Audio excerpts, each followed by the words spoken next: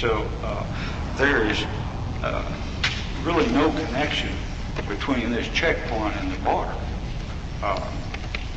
The traffic coming by there comes out of the valley, and there's no assurance whatsoever that any of these cars have recently come across the border.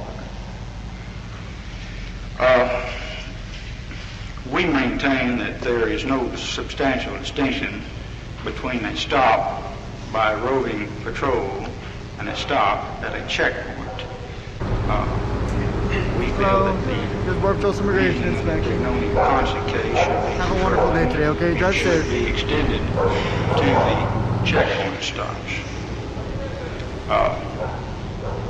It's our contention that these intrusions can be characterized in it's sort of a three-pronged attack. First, there is the stop itself. Now, at Sarita, every car coming down that road, except people containing local inhabitants, are stopped.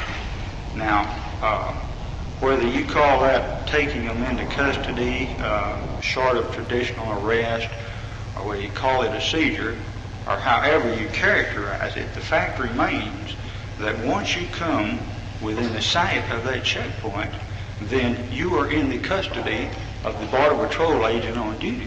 You're stopped, and then what happens? So each car is stopped except those whose occupants are recognized as local residents. That's right. And there's a stop, and then what happens? All right. The first thing that happens is the agent approaches close enough to the car to be able to see down in that car. He does that deliberately for that purpose. And the third thing is an interrogation Of the driver and all the occupants? All the occupants and the driver. Now, this interrogation is open-ended. It can be simply, are you all United States citizens? Yes, we're all United States citizens, and go on.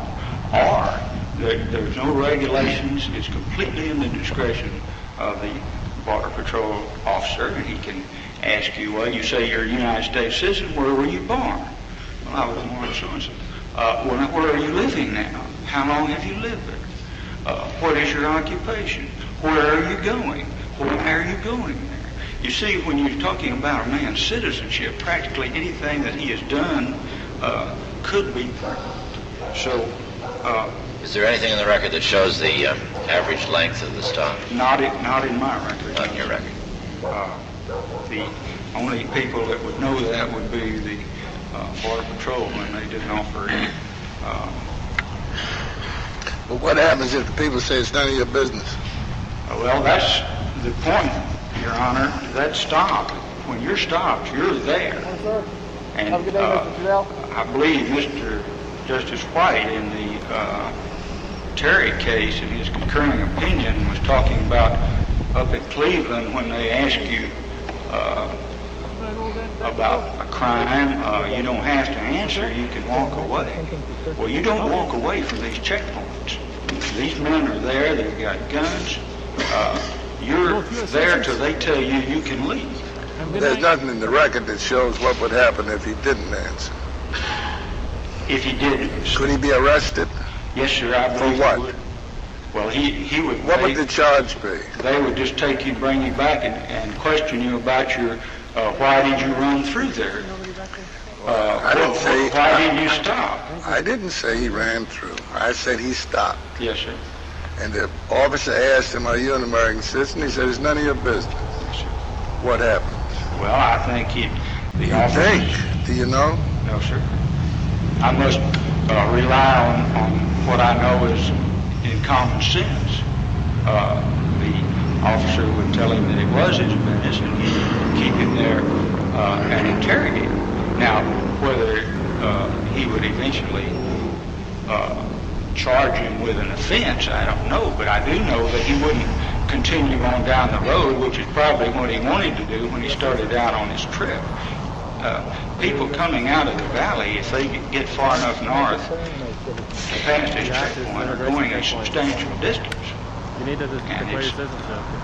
Can be anticipated that they're well, then I need you to would pull like over to get on one their side way. for me, please. And when you're stopped, you have you're facing the possibility of being detained for some time, if they want to take you over to secondary and question.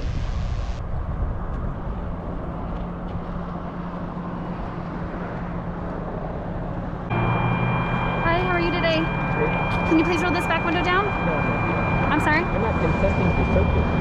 I'm just doing an immigration inspection. I'm not going to search anything.